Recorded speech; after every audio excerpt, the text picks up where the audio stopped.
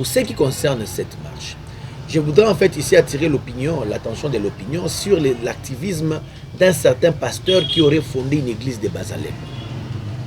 Qui est le Muzalendo d'abord?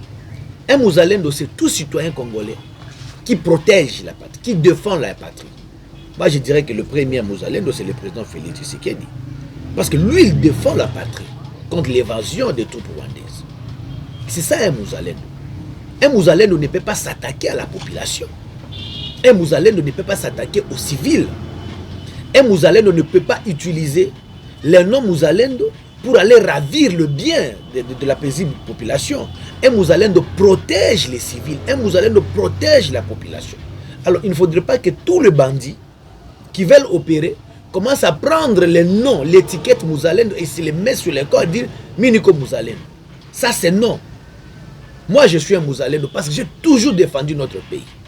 Même dans la presse, il y a des Bazalendo parce qu'ils protègent notre pays à travers leur travail.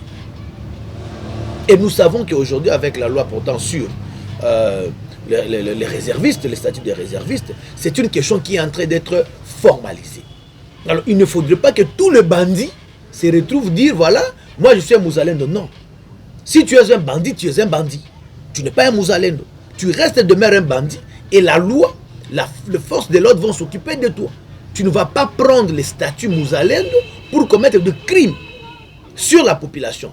On n'est pas d'accord avec cet état de choses. Alors, je parlais de ces pasteurs-là.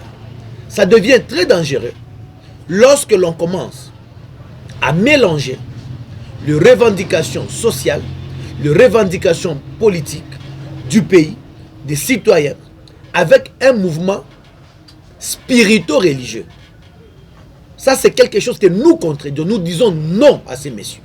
Et qu'il arrête d'utiliser le nom Muzalendo pour justifier l'activisme de son église. Qu'il reste religieux. Les Bazalendo ne sont pas un mouvement religieux. Non et non et non.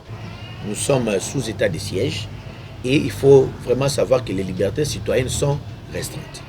Ça, c'est une chose. Est-ce que l'autorité a donné son aval? C'est vrai que nous sommes en état normal, ces genres d'activités sont soumis au régime d'information. Mais sous état de siège, ce n'est pas le cas. Raison pour laquelle nous appelons de tous nos voeux que le président Félix Tshisekedi, pas dans son pouvoir discrétionnaire, qu'il puisse lever l'état de siège, parce que l'état de siège n'est pas propice à l'activité ou à l'activisme citoyen. Et nous avons beaucoup de problèmes que nous devons régler grâce à notre droit de manifester. Entre autres, ces genres de cas. Mais étant respectueux de la loi, il faut rester en attente de voir est-ce que l'autorité urbaine a autorisé cette marche. Ça, c'est un. En ce qui concerne les revendications, j'appuie les revendications allant dans le sens de demander le départ du contingent kenyan et du contingent ougandais.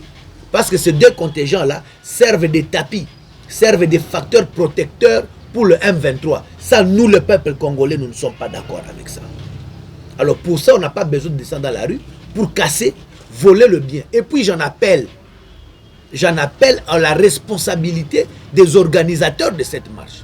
Parce que je crains fort que cette marche soit utilisée pour discréditer davantage la philosophie Wazalendo. Moi, je suis Muzalendo. Je ne m'en cache pas. Et tout mon activisme citoyen les confirme. Même quand on a peur de parler, Djamal parle pour défendre le Congo. Alors, il ne faudrait pas qu'il y ait de bandits, il ne faudrait pas qu'il y ait de voyous qui vont être infiltrés dans les mouvements Wazalendo pour jeter du discrédit, pour que les Wazalendo demain soient qualifiés de terroristes, de bandits. Ça, on ne peut pas accepter. C'est pourquoi j'interpelle les organisateurs de faire très très attention à ces deux aspects.